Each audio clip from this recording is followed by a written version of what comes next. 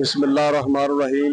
नाज़रीन तुसी देख रहे हो जीके न्यूज़। मैं चौधरी लियाकत अली मांगड़ तुहाडी खिदमत विच हाज़र हां नवीं स्टोरी दे नाल। जनाब हालिये दे विच पाकिस्तान टिक्का शॉप उहदे ते असीं मौजूद हां जिहदे चीफ एग्जैक्टिव मोहम्मद हसन साहब ने ते असीं इह जिहड़े खाना पकांदे ने इकबाल खान साहब साडे नाल मौजूद ने। खाने दे बारे सानूं दस्सणगे। अस्सलाम वालेकुम।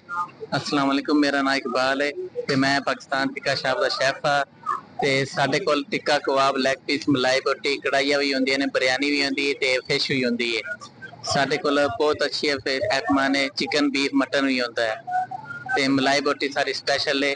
चिकन बीफ मटन भी स्पैशल होंदा है साडे कोल। उस तो इलावा बारबेक्यू च साडी मलाई बोटी है, टिक्का है, कबाब है, लैग पीस है ते दिन साडे कोल बिरयानी भी होंदी है ते मछली भी होंदी है साडे कोल। ग्रिल फिश, फ्राई फिश सब कुछ होंदा है साडे कोल। ते जिहड़ी मछली है वो बगैर टिक्के तो तुहाडे कोल होंदी है जी, साडे कोल ग्रिल फिश होंदी है ना, पूरा पीस होंदे ने। फ्राई फिश भी होंदी है साडे कोल। ते एह दरिया दी मच्छी है या फार्म दी मच्छी है? फार्म दी मच्छी होंदी है। अच्छा अच्छा जी। ते सुबह तो लैके किन्ने वजे तुहाडा होटल खुलदा है? साडा दिन 12 ਤੋਂ ਲੈ ਕੇ ਰਾਤ 1 ਵਜੇ ਤੱਕ ਹੁੰਦਾ ਹੈ, ਅਵੇਲੇਬਲ ਖਾਣਾ ਹੁੰਦਾ ਹੈ। अच्छा अच्छा जी। ते खाने दा म्यार कैसा है? गाहक की कहंदे ने?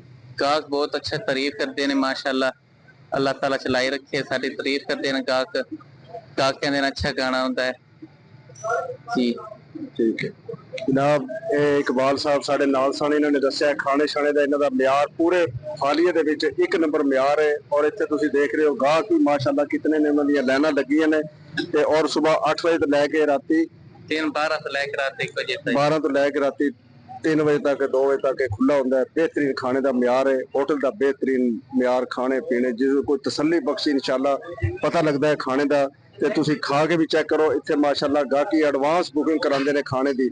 घरों पार्सल भी मंगवा सकते हो, पार्सल घरों मंगवा सकते हो? पता नहीं, डिलीवरी नहीं, तुसीं फोन ते आर्डर लगवा सकते हो। आधा घंटा पहले तुहाडे आने ते तैयार हो जाया करेगा आर्डर। फोन ते तुसीं तैयार करा सकते हो, अद्धा घंटा पहला तुहाडे आने तक ये तैयार हो जाएगा। इन्हां दा म्यार बड़ा अच्छा है, खालिस चीज़ां इस्तेमाल करते हैं। सूफी घी इस्तेमाल करते हो, सुल्तान। और उसके बाद रोटी का जिहड़ा म्यार है, होटल की सुथराई का जिहड़ा म्यार है, पूरे फालिये च एक नंबर पाकिस्तान टिक्का शॉप। जदों भी आओ इन्हां नूं फोन करके आओ ताकि आंदे तुहाडे खाना तैयार होवे। इस दे नाल ही मैनूं ते इकबाल साहब नूं इजाज़त दिओ। ओके, अल्लाह।